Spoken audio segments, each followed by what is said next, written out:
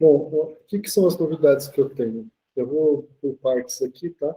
O Dialogic, eu não sei o que tinha acontecido, mas realmente ele sumiu as timelines, eu não consegui fazer voltar lá na ferramenta, depois que eu fiz aquela alteração. Eu vou tentar restaurar o estado anterior, e depois que eu criei o personagem na mão, eu até tirei ele daqui,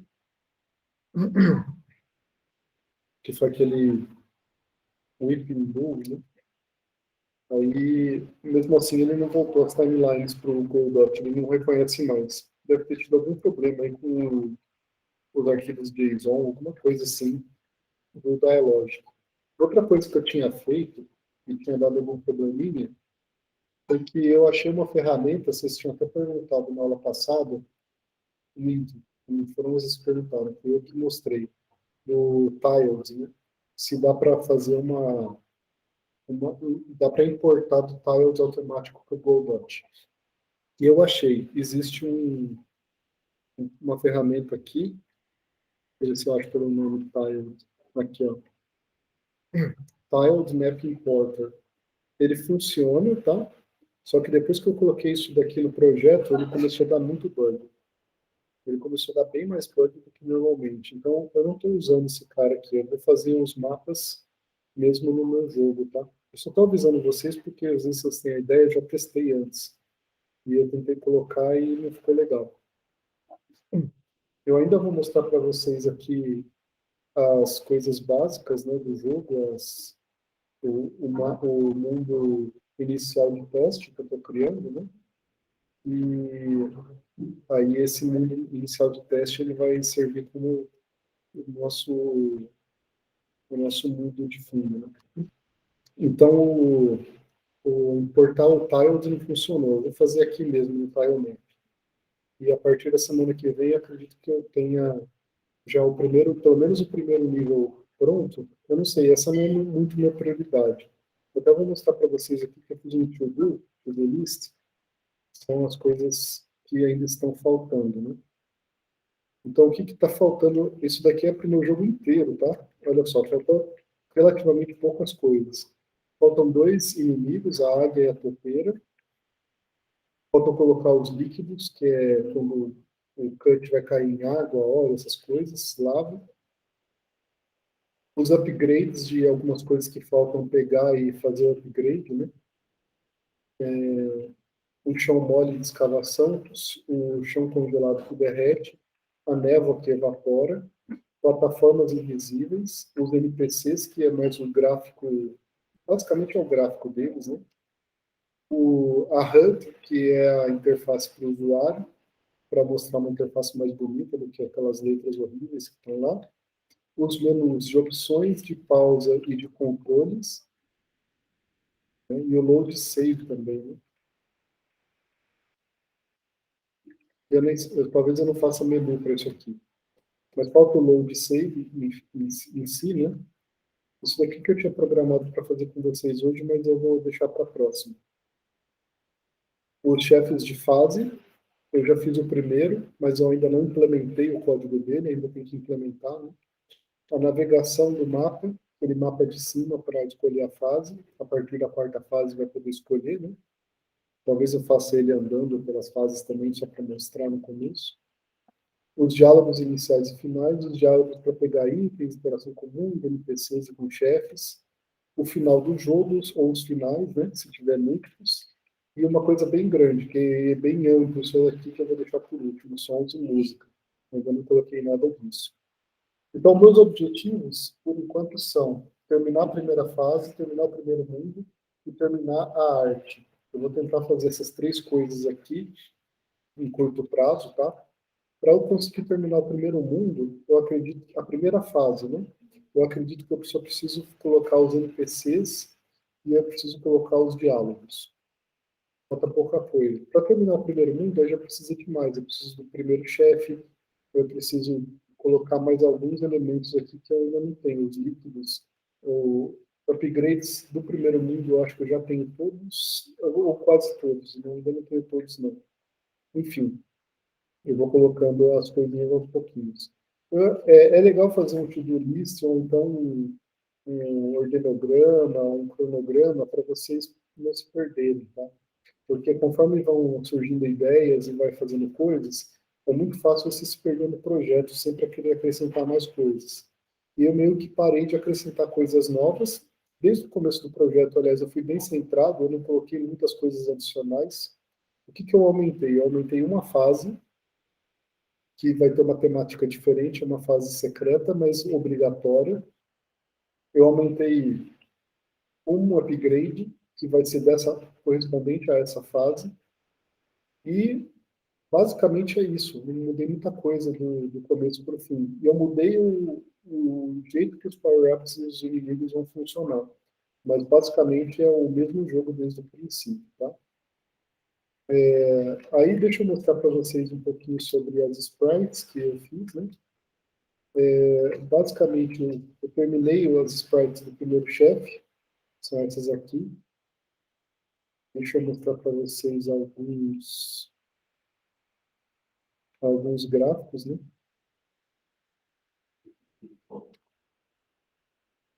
Então, esse daqui vai ser o sprite dele preparando para pular. Esse daqui é quando ele cair no chão, ele pular, ele vai até abrir as pernas para tentar pegar mais ar e acertar o cut embaixo dele, esmagar o cut embaixo dele. Então aqui é quando ele estiver parado, ele vai debochar, né, do cut. E aqui, ele parado com esses dois de andar, vai ser o mesmo movimento de animação de movimento, né?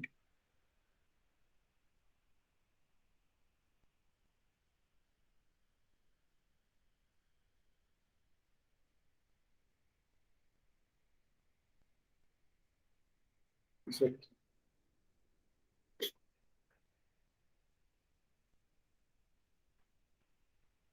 E o último é o chicote do rabo dele. E aí, quando ele só dá uma levantadinha mais baixa, ele joga para cima. Tá? Esses aqui são os sprites finais. Eu mudei alguns sprites assim de mecânicas, mas coisa bem simples. Eu fiz algumas coisas a mais, por exemplo, aquela ponte de corda. Eu fiz uma sprite dela quebrada, que não tinha, e eu fiz mais uma sprite diferente para o espinho caindo, que cai, né? Porque eu pus um espinho que pode ser fixo e outro que cai. Só para fazer aqueles tipos de teto que tem um monte de espinho e alguns caem, né? Se o jogador não ficar esperto, ele não percebe e leva a dor do espinho caindo. Agora vamos para as coisas principais aqui. O que eu queria focar com vocês aqui, principalmente das novidades, né? Eu acho que a maior contribuição que eu fiz de mudança de projeto foi a estrutura do nível. Isso daqui é uma coisa que eu queria passar para vocês que ficou bem legal, tá? Eu tenho aqui o Tile Map, eu tenho aqui o Cut, que é o personagem principal. Se tiver outros personagens principais, vocês podem fazer semelhante ao que eu fiz aqui embaixo, é agrupar. Aqui eu agrupei todos os coletáveis. Esses coletáveis aqui, eles incluem todas as coisas que você pega para dar algum bônus ou para que você pega uma vez e ele some depois, né? Para salvar, no caso. Eu coloquei uma lista dos inimigos dentro de enemies. Hazards, eu coloquei tudo aquilo que causa dano. E o power-ups são todos os itens que dão algum benefício temporário. Finalmente, o environment, eu coloquei coisas que podem ser usadas tanto a favor quanto contra, mas principalmente assim que são positivos para o cut, tá? Pode ser armadilhas também. A diferença desse daqui com o hazards, eu posso até colocar algumas coisas aqui como meio intercambiar, né? De repente eu posso reestruturar isso daqui, mas eu coloquei basicamente os espinhos como hazards, aquelas coisas que você encosta e toma dano. E no environment, não, eu coloquei coisas que não dão dano, coisas que quebram. E o TNT é uma coisa que dá dano, mas ela é ativável, né? Eu acho que o TNT ele poderia ficar na categoria de Depois eu troco, eu não sei se vai dar algum bug agora na demonstração, né? Deixei redondinho para mostrar para vocês. E activations, eles são áreas que têm alguma colisão dentro delas, tá? Basicamente eu tenho duas, eu tenho uma aqui, que é essa região aqui, e eu tenho uma que está lá na frente no final do mapa, que eu vou mostrar para vocês, eu estendi bastante. E esse Bounds Timer é um outro recurso que eu criei também. O HUD está igualzinho que estava antes. Eu vou explicar isso aqui também para vocês, que vai ser importante. Eu acho que eu vou começar por ele, então. O que acontece? Eu fiquei com medo, e eu acho que o meu receio ele é bem válido, principalmente em jogos 3D, vocês vão ter isso daí, do que se o mapa ficar muito grande, mesmo no 2D, você começa a ter tanta coisa dentro dele que ele começa a ficar lento, tá? Não só ficar lento, mas também tem coisas que você não quer que comecem a movimentar antes do personagem chegar em um determinado ponto. Deixa eu dar um exemplo para vocês aqui nesse cenário. Aqui onde a gente aparece, esse macaco aqui, ele já vai começar a agir assim que o cut entra no cenário, assim que começa a fase. Mas esses caras que estão aqui, eu coloquei 4 besouros, né, eles não devem começar a se movimentar até que o cut chegue perto deles. Porque senão eles vão estar num lugar meio que imprevisível, né? E o legal da fase é que quando você chega perto, que o personagem está pronto para agir de acordo com a posição aproximada do personagem. Eu vou dar um exemplo para vocês. No Mario Bros, Mario 1, Mario 3, né? Você pode andar o cenário inteiro e tem alguns personagens, uns inimigos, que eles aparecem no momento que você chega até eles, naquela posição exata, né? Então, esse timer, o que ele faz? Ele é um contador que a cada meio segundo ele verifica quem que está na região da câmera. E quem está na região da câmera, se tem algum inimigo dentro da câmera, que estava dentro da câmera e que saiu, ele deixa inativo. Ele desliga esse inimigo e apaga ele do mapa.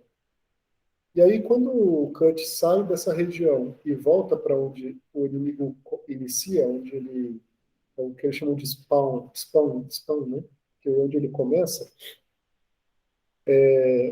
aí ele volta a aparecer nessa posição inicial onde ele estava. E eu fiz isso, então, para que eu não tenha todos os inimigos funcionando ao mesmo tempo. Tá? Isso reduz bastante o processamento do jogo e também deixa ele com um comportamento muito mais parecido com o que você espera do próprio jogo. Tá? Essa que foi a ideia desse Bounce Timer. Então, aqui eu criei um script de inimigos, que são só os inimigos por enquanto, que, que vão atender a esse clock, né? Esse temporizador, ele, ele é inicializado aqui. Aliás, eu não fiz meio segundo, foi 0,7. Pode diminuir isso daqui ou aumentar de acordo com a, vamos dizer assim, o desempenho do processador e também de acordo com a precisão que você queira que os inimigos comecem a terminar. E outro elemento que eu estou usando aqui é na câmera. Eu criei um script aqui só para dizer qual é o tamanho que eu espero. Eu pus maior do que a câmera, ou seja, o inimigo ele estando levemente fora, ele já começa a ser ativado, tá? Isso daqui também a gente pode aumentar ou diminuir, e a gente pode deixar de acordo com uma experiência. Tem que testar para ver como é que fica bom, tá? Então, voltando aqui nesse, no, nesse script, né, dos inimigos, ele começa a rodar, e aí o timer ele tem um timeout. Quando acaba essa contagem desse tempo, depois de um determinado período, ele chama essa função aqui, check awake, e verifica, né? Se o inimigo está rodando e ele está fora da área esperada, ele é desligado. Se o inimigo ele está desligado, mas ele se desligou, só que a tela está a tela onde ele começa, ele inicializa, então eu não inicializo ele, eu espero o cut sair dessa área para ir para um estado dizendo assim, olha, você está completamente fora da tela, e aí quando ele está fora da tela, ele pode inicializar de novo quando entrar na tela dele. Eu não quis que o inimigo ele começasse a andar para o lado e ele sumisse, por exemplo, o inimigo vai andando e some. Aí, de repente, ele aparece do nada em cima da sua cabeça. Não, né? Ele tem que aparecer quando você entrar na tela onde ele inicializa. Então, eu fiz 3 estados para isso. Tá? Isso daqui é uma mecânica bem legal. Eu vou mostrar para vocês como é que ela funciona. Né? Então, dividindo assim, ficou bem mais organizado. E eu digo mais. Esse nível que eu fiz, agora, quando eu for criar outros níveis, eu simplesmente vou duplicar esse daqui e vou usar os mesmos recursos. Eu só vou precisar editar a posição dos inimigos, dos coletáveis, né? Todos os níveis vão ter praticamente os mesmos coletáveis. Eu vou colocar já as 20 chaves de prata, eu vou precisar colocar o ID de cada chave, eu vou colocar o ID de cada chave uma vez só, então eu vou colocar 0, 1, 2, eu não vou precisar ficar modificando isso daqui. Eu vou testar em um nível, se um nível funcionar, ele vai funcionar em todos os outros. Então é bem mais robusto também a maneira que funciona. Tá? Que mais?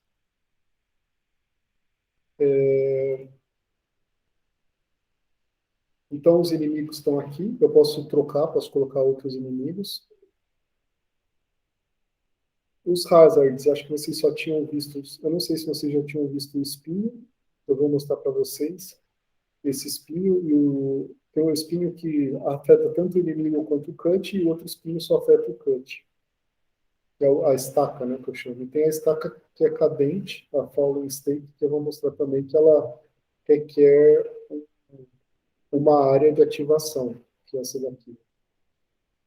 Eu já vou falar sobre isso então, né, aproveitar. O que são áreas de ativação? É simplesmente uma área, essa área tem uma colisão 2D, que nesse caso aqui é um retângulo, né? É essa aqui, né? Essa área tem um retângulo, e aí quando ele detecta esse retângulo, ele vai detectar só o cut, só o hero. Quando o cut entrar nessa área, ele vai ativar uma função desse espinho aqui, tá? A gente pode ver aqui nos sinais dele, é o body entered, ele vai chamar o following stake activate. Então ele vai chamar a função ative desse cara aqui. E a função ativa desse cara, o que ele faz? Ele tem um contador e a cada tanto tempo a estaca desce um pouquinho. E ela vai parar quando ela tem um contato com o tile map. Ou seja, quando ela bate no chão, a estaca some e limpa ela. Se ela bater no cut, ela dá dano no cut. Então, basicamente é isso, tá? Que a gente está fazendo aqui.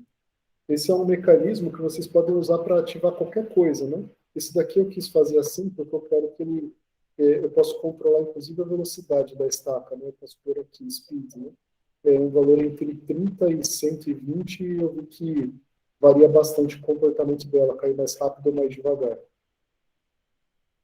Tá? Então, essas ativações funcionam assim. Eu quis deixar aqui algumas ativações prontas. Se eu quiser ativar outra coisa, é só mudar o sinal, é só mudar a conexão do sinal.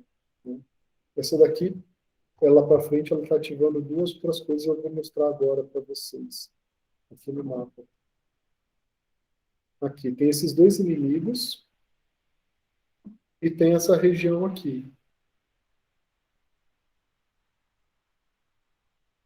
Aí o que acontece? Quando o cut entra nessa região aqui, ele ativa, ele manda o sinal para ativar esses dois inimigos. Então, esses dois inimigos também têm uma função de ativação, um activate, que eles começam a funcionar só quando o cut passa aqui. Eles vão aparecer já, né, de acordo com esse bounce timer, só que eles vão ficar inativos.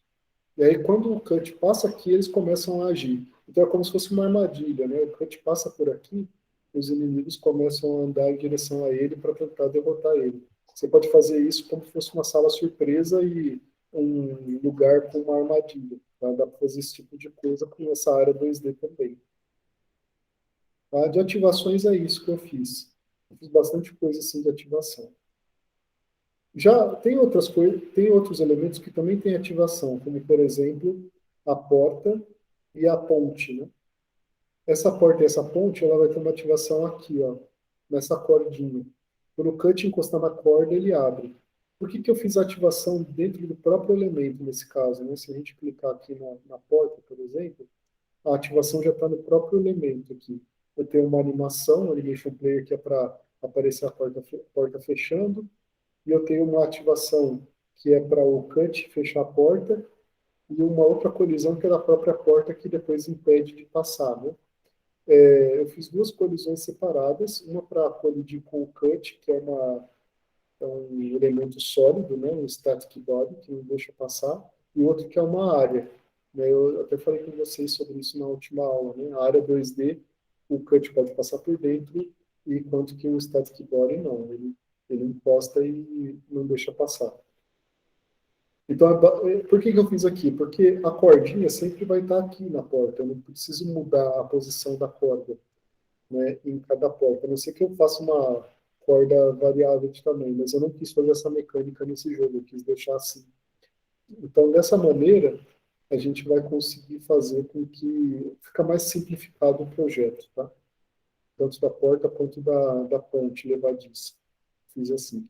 E os outros que a posição não tem a ver com o inimigo em si ou com o elemento da mecânica, aí é melhor fazer separado nas ativações para você poder movimentar. Senão você vai ter que. Não tem como você fazer o elemento posicionado em posições variadas, a não ser que você queira fazer um parâmetro dentro do inimigo, mas aí fica muito mais complicado, né?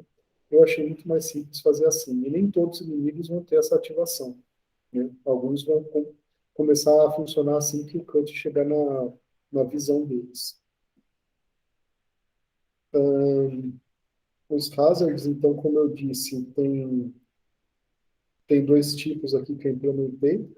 E um é um espeto, a estaca, que atinge só o cut, o inimigo não é atingido por ele. Talvez eu faça a estaca cadente atingir o inimigo também, não sei. E o outro que é o espeto, né, que veio da árvore, esse sim pode ser usado, acerta tanto o cut quanto o inimigo. E aí na colisão você pode colocar isso, né? Tá vendo? Esse daqui, por exemplo, ele atinge o hero, atinge o inimigo, e ele também tem uma colisão com o ataque do hero, porque o ataque do hero ele pode cortar, né, a estaca. Enquanto que esse daqui, a colisão dele é só com o hero, nem precisa ter com o inimigo, né? Eu posso passar, aliás, o ideal é deixar passar por dentro mesmo, para ele não bater, né? Ele vai ser imune. Eu vou fazer isso aqui ser o padrão dele. Estaca.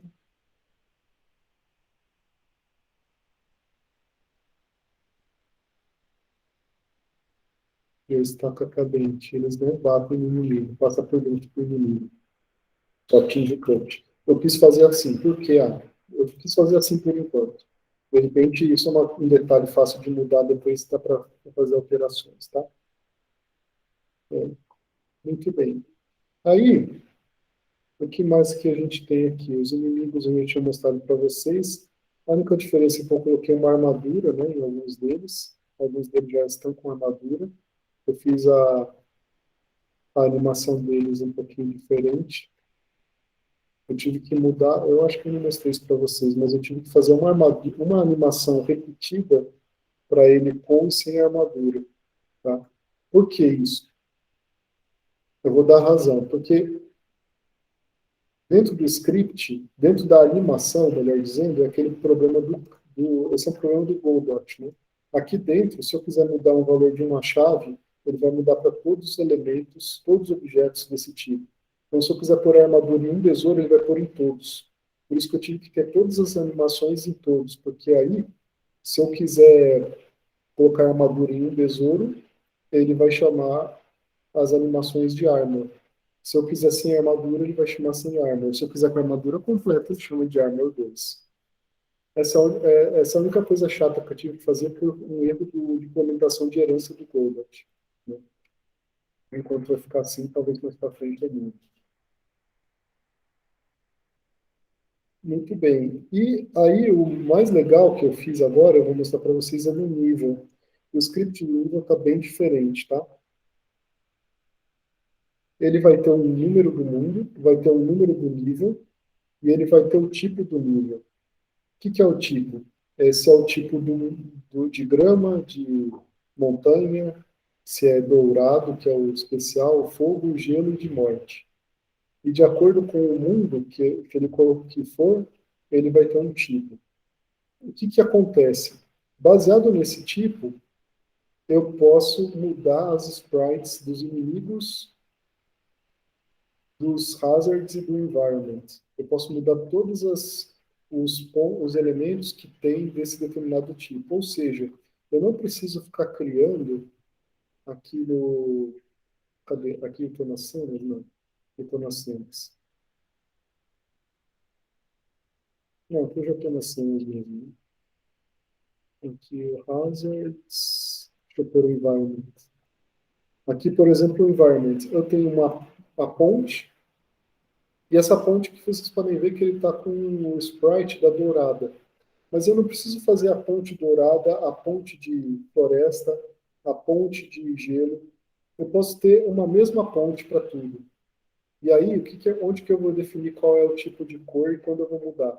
De acordo com o tipo do mundo. Então, o que eu popular aqui, eu não vou precisar mudar uma linha de código e nem editar o tipo de cada coisa.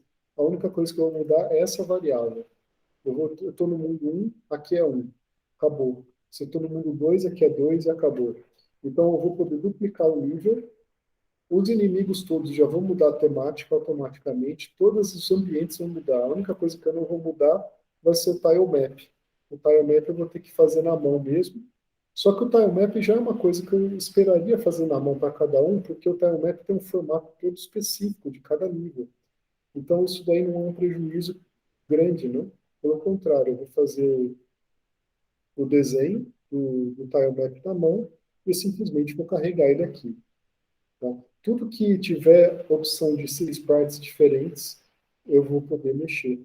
Isso daqui foi uma... Então, a organização do nível desse jeito, ele ajuda demais, gente. Ajuda demais, tá? Eu ganhei um tempo aqui absurdo só com essa ideia. E também eu fiz uns drops aqui que os inimigos agora eles podem derrubar itens, tá? Eu pus uma probabilidade para cada um também, ajustável no próprio inimigo, que eles vão poder derrubar itens conforme o cut elimina eles, né? Eu vou mostrar para vocês então agora na prática e vou mostrar o que tá, como é que tá por enquanto o jogo, né? Eu tirei todos os diálogos, inclusive de pegar habilidades, ele já começa com todas as habilidades, tá? Ele começa por aqui, o macaco vem pulando, né? Aqui, ó, eu passei pelaquela área, eu não sei se deu para ver aí, mas o espinho que aqui em cima ele caiu em cima de mim. Eu posso cortar essa árvore aqui, aí ela cortou, agora se o macaco pular ali, ele vai tomar um dano. E ele saiu voando, né? Ali ele não toma dano do espinho de baixo, porque é o tipo que não dá dano nele. E eu também fiz um timer dentro do cut, que se eu tomar um dano, ó, ele fica piscando e ele não apanha por um tempo, tá? Ele fica invencível por um tempo, ele fica piscando. Isso daí foi super fácil, eu usei uma modulação da cor só para fazer ele piscar desse jeito, tá? E aí eu derrotei. Ó, ele derrubou uma gota de óleo do inimigo, né? Aí eu posso pegar essa gota de óleo, se vocês conseguirem ver aí, vocês vão ver que o Kurt ele tá com o óleo correndo, ele corre mais rápido, né? E dura acho que 5 ou 6 segundos esse óleo, tá? Então, esses são os primeiros elementos que eu coloquei. Aí aqui, ó, agora que começa a aparecer o inimigo, tá vendo? Porque eu cheguei perto deles. E eles atacam.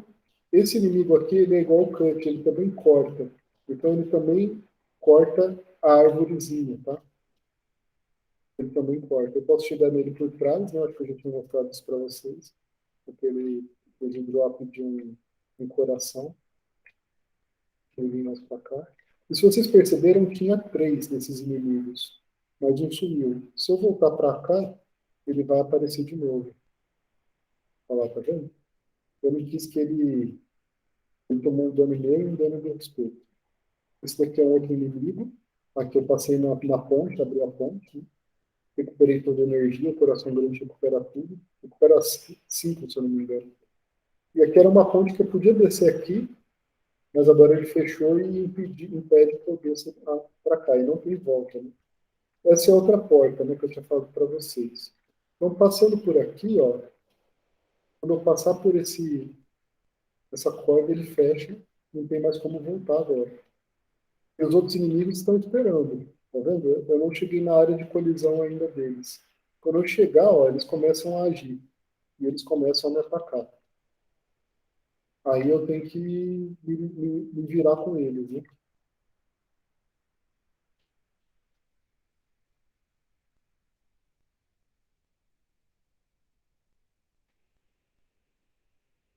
Aqui tem uma ponte. Essa ponte ela já veio quebrada assim, não foi porque ela já começou quebrada não. Tinha um besouro aqui, o besouro também corta a ponte, tá? Então aqui, ó, esse daqui, conforme você vai ficando em cima, ela vai quebrando. Aquele tipo de chão que quebra. Se eu voltar, o besouro vai voltar também. Aí ele já apareceu ali embaixo. E ali embaixo tem um TNT, tá vendo? O TNT ele é ativado com a broca. Eu vou tentar derrotar o inimigo com o TNT. Tá vendo? Então ele vai acendendo, explode e se o inimigo estiver na área, ele morre. O Cut também morre com o TNT e se tiver algum item dentro da área de explosão, ele também o power-up também é eliminado. Né? Por fim, aqui estão os baús, né?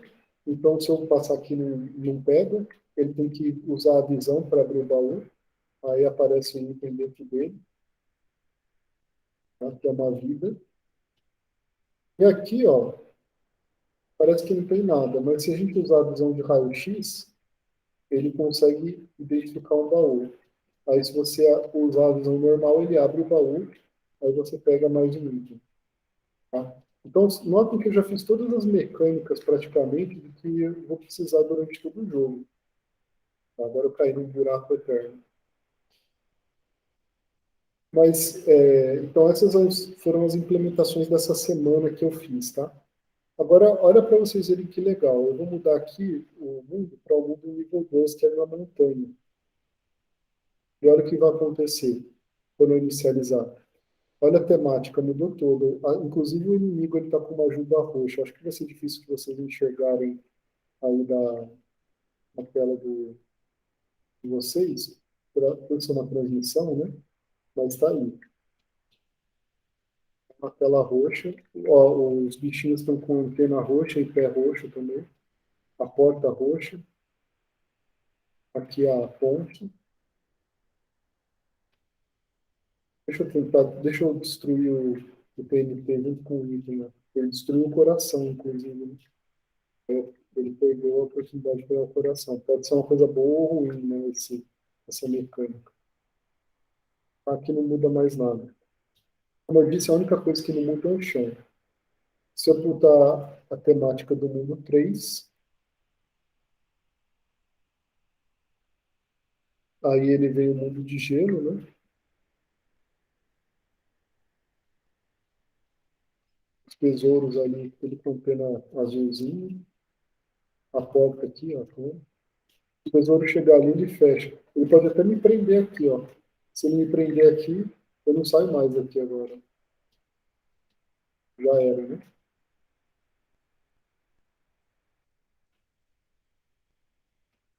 Aí tem o mundo de fogo,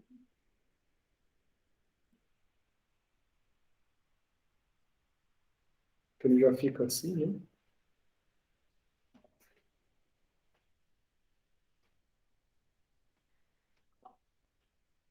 A peninha vermelha, né? Do bicho. O mundo da morte,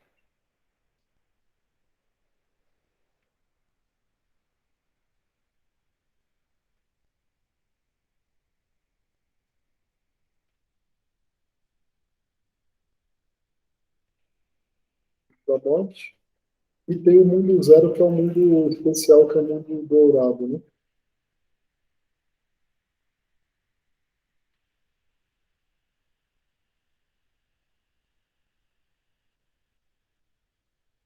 Aí, então, notem que, olha só, a gente ganhou um monte de código com uma coisa só. Deixa eu mostrar o espinho me atingindo ali no começo, né? Acho que eu peguei tanto ritmo do jogo que eu quase não estava mais dando desse espinho, né? Tá vendo? Ele dá um dano, né?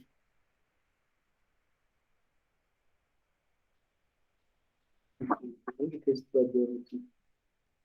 Esse cara normalmente dá hora. Sim. Tá? Ou seja, eu já fiz uma configuração de todos os elementos da fase que vai permitir com que, terminada essa fase de teste, com todas as chaves possíveis, douradas, prateadas e de bronze, com todas as pedras que aumentam a energia, eu vou conseguir fazer só reabitar essa parte aqui, quase não vai mudar, só vou mudar a posição, e aí já tem o nível pronto, né? Só vai precisar fazer o tile map, só isso. As outras coisas eu arrasto daqui e vou calculando. Outra coisa legal que eu esqueci de falar é do baú, né? Os baús, que estão lá no final da fase que eu fiz, é a última coisa, né? São, são 4 baús sendo invisível. Eles estão aqui. O que, que tem dentro deles, né? O que tem dentro deles está escrito aqui, ó. Eu fiz uma string que ele vai dizer o que, que tem, que é o Power Up Life. Então tem essa vida aqui, eu vou mostrar ela, ó, ela está aqui. Ela já está no jogo. Só que o que acontece? Ela está desativada e invisível. Quando passa dentro do baú,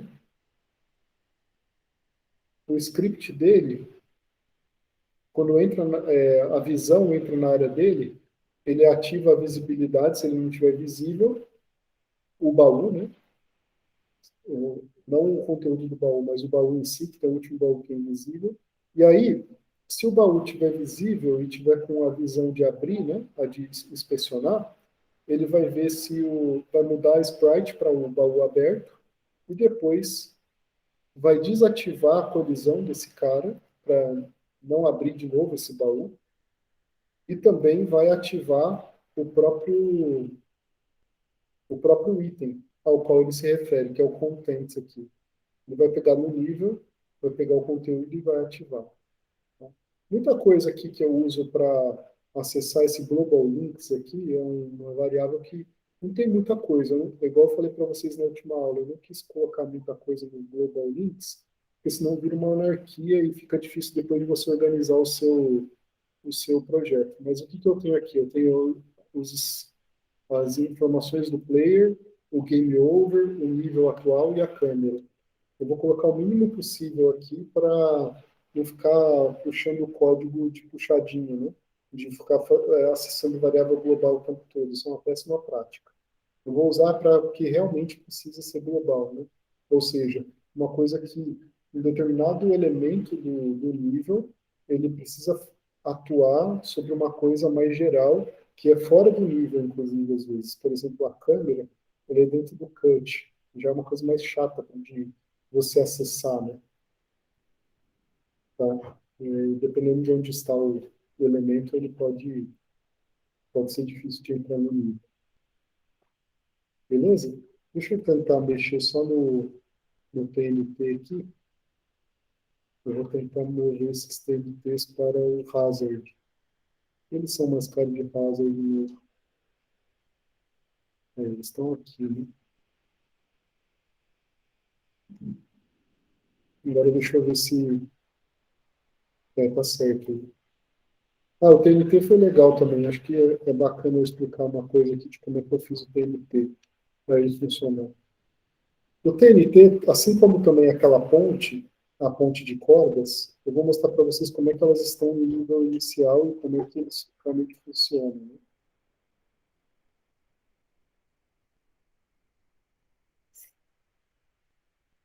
Elas estão aqui, ó. Nota que o sprite deles está horroroso aqui, né? Está tudo TNT, o gatilho do TNT, e tudo aqui ponte virada para a esquerda. Mas quando a gente vê no nível, fica tudo bonitinho. Deixa eu ir lá de novo para vocês verem. Andando mesmo no nível, né?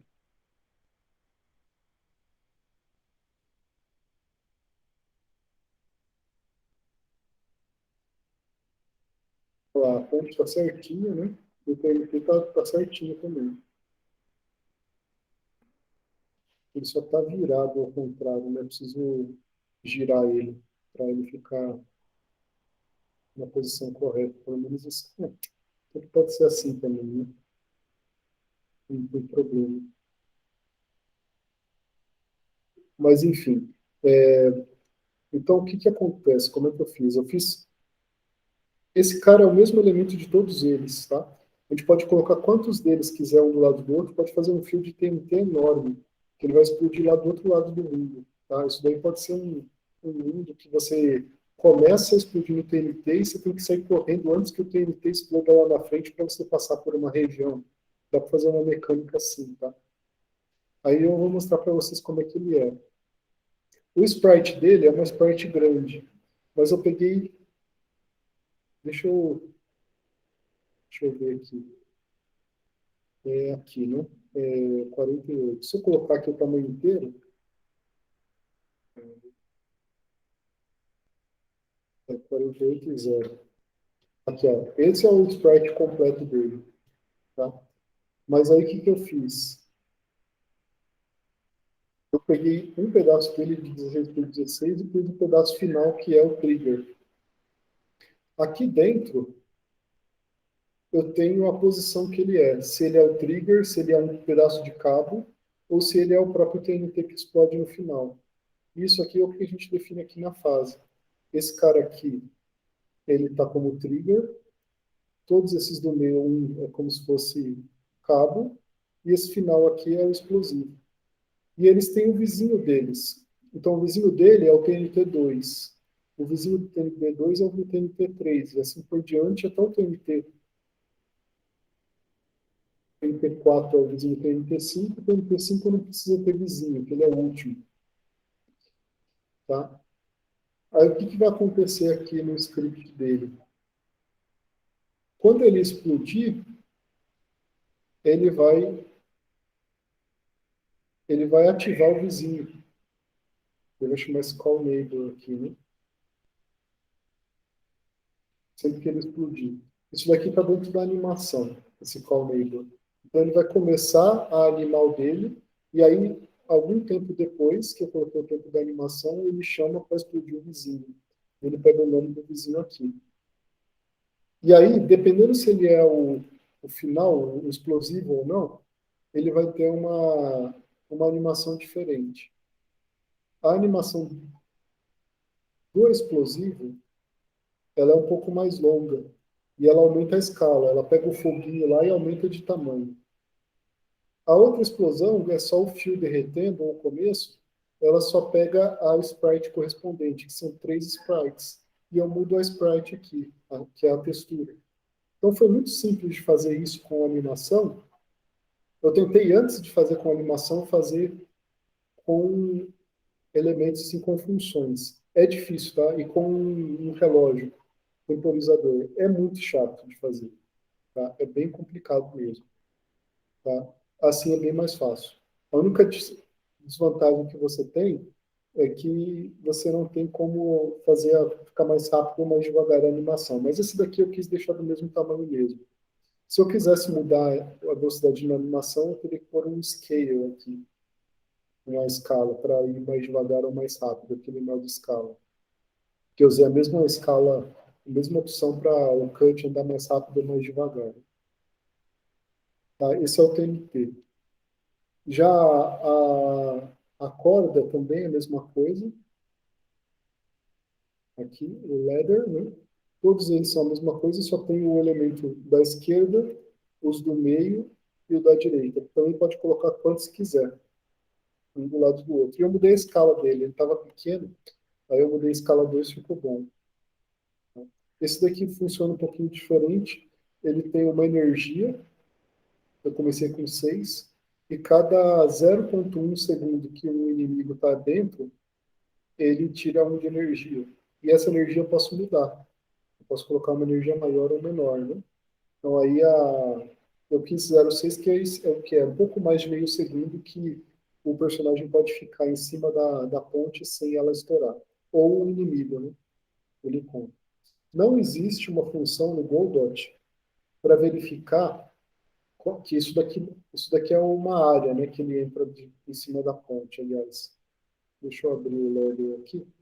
Ele tem uma área aqui em cima que é, se o personagem entra nessa área, ele começa a concluir a ponte. Mas a ponte em si, ela não pode ser uma área, ela tem que ser um static body, que ela tem uma colisão com o personagem e com os inimigos. E aí eu simplesmente desativo essa área de colisão quando o personagem está aqui em cima, né? E ela passa o tempo da colisão, ele desativa tudo e abre isso daqui, só muda o sprite e vira um sprite sem função nenhuma depois. E aí o que que acontece? De acordo com a posição que ele tem no início, logo no, eu chamo set sprites, que ele vai fazer o quê? Ele vai colocar a temática, e de acordo com o mundo, né, ele muda a cor da ponte, ela muda a cor dela para de floresta, gelo, fogo, etc. E muda também a posição, se é da esquerda, se é do meio, ou se é da direita. Se é da esquerda ou da direita, eu mantenho essa colisão aqui do jeito que ela está, que ela é uma leve descida assim no começo, né? Se ela é um pedaço do meio, aí eu já mudo totalmente a colisão. Eu tentei editar uma coisa importante para vocês, editar os parâmetros desse Collision Polygon 2D aqui, não funciona, tá? Você tem que apagar o polígono, tem que remover ele, e você tem que criar um novo. Tem que criar um novo para que funcione certinho. Senão, não vai funcionar o código de vocês, tá? Eu tentei procurar isso, inclusive nos helps lá. Eu achei muito chato, eu perdi bastante tempo nisso daqui. Já é uma dica para vocês. Vocês vão fazer essas questões de colisão, se vai mudar o formato da colisão, não o tamanho, mas se for aumentar o tamanho ou diminuir. Aliás, o tamanho também é complicado. Escalar, mudar a escala disso com essa transformação é péssima ideia. A colisão começa a ficar toda zoada. Ela sempre deixa a escala 1. Nunca mudem a escala da colisão. Vocês querem mudar o formato ou o tamanho da colisão? Cria uma colisão nova por script e joga lá. Não façam nada por modificar parâmetro que não presta, tá? Isso daí do Godot. Isso daí não funciona mesmo, tá bom? Eu acho que é isso que eu fiz até agora. Eu achei que sim, que está bem legal assim as mecânicas, funções, né? Se vocês tiverem alguma sugestão para o próprio jogo, alguma coisa que vocês acharam que não ficou legal ou que poderia melhorar, vocês podem falar.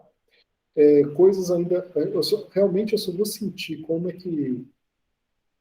está, se está divertido ou não na hora de fazer o nível em si, né? Fazer a implementação do jogo, do nível jogável mesmo. Isso daqui é só de testes. Então, tem alguns elementos legais? Tem. Mas, por enquanto, ainda o jogo não dá para dizer se vai ficar divertido ou não. Vai depender muito do nível, né? Então, é uma das partes principais do level design, né? Mas a programação do nível, então, recomendação, faça algo assim, tá? Faça desse jeito que é sucesso. Vocês vão conseguir economizar muita programação, vocês vão conseguir organizar muita coisa de código de maneira bem mais simples. Tá joia? Aí o Cut, ele tem vários scripts agora, o script de divisão é para ver se para ele aprender coisas, depois aqui. O script da câmera não tem muita coisa. O script de ataque é para dar dano nas coisas, né, dos inimigos. O script de drill ele não tem nada, por enquanto. E é porque, inclusive, outra coisa, né? Quando você faz o ataque, você pode, uma área colidir com outra área, você pode fazer nos dois lados, né, o código. Você pode fazer no próprio objeto que está colidindo com a área do ataque ou no ataque com relação ao objeto. Então, varia muito, né, o que você quer fazer. E aqui no Cut, a última coisinha rápida é o código para quando ele tiver com óleo, né? Eu fiz bem parecido. Eu pus um timer aqui de speed up timer, e aí eu vou contando, quando ele dá time out, ele desliga. Ele chama uma função que desliga. E o dano, damage time, é a mesma coisa. Se quando ele toma um dano, ele ativa um contador. Quando esse contador, ele... Aliás, esse daqui eu nem preciso parar ele, né? Assim, eu nem preciso verificar quando ele está parado.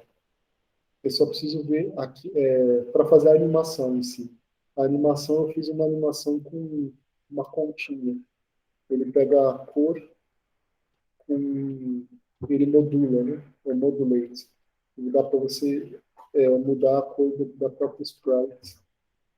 Deixa eu mostrar para vocês aqui. Está no material. Aqui, não está na visibilidade. A modulação. Eu fiz mais ou menos isso aqui, ó. É um negócio meio grátis que você ganha. Vou mexer aqui nesse parâmetro. Então, eu mexi nisso daqui. E eu só verifico quando ele parou, se ele está parado, para desabilitar a invencibilidade. Tá bom, gente? Eu acho que é isso. Sim, faltou uma coisa. Vamos dar uma olhadinha no Classroom. Atividade para entregar agora, né? O que a gente tem aqui? A gente tem a matriz de ataque e defesa, né? Ela é para entregar dia 16 de dezembro, semana que vem. A matriz de combate. O que é essa matriz de combate aqui? Nessa matriz, eu queria que vocês fizessem realmente uma matriz. Cada ataque do seu personagem e dos inimigos, quanto que ele dá de dano com relação ao seu personagem, de acordo com também alterações. Por exemplo, seu personagem está com armadura. Então, qual que é o... Se a armadura ela sempre remove a mesma quantidade de dano do ataque, beleza. Por exemplo, em vez de dar 3, dá 2, em vez de dar 4, dá 3, ok. Agora, se a armadura é diferente para cada tipo de ataque, é bom você informar nessa matriz, né, de combate. Também as armadilhas, vocês podem dizer quanto que dá de dano de cada armadilha. Se tem efeitos, né? Deixa com veneno, deixa congelado, muda os controles. Coloca isso daí na matriz. Vocês vão fazer uma matriz grandona, explicando cada elemento que tem de combate nesse sentido, né? Não necessariamente de combate de luta, mas de combate de, vamos dizer assim, dentro do objetivo do jogo, né? Se o seu jogo é de cartas, o combate vai ser o efeito da carta sobre a base do inimigo, coisa assim. Tá bom?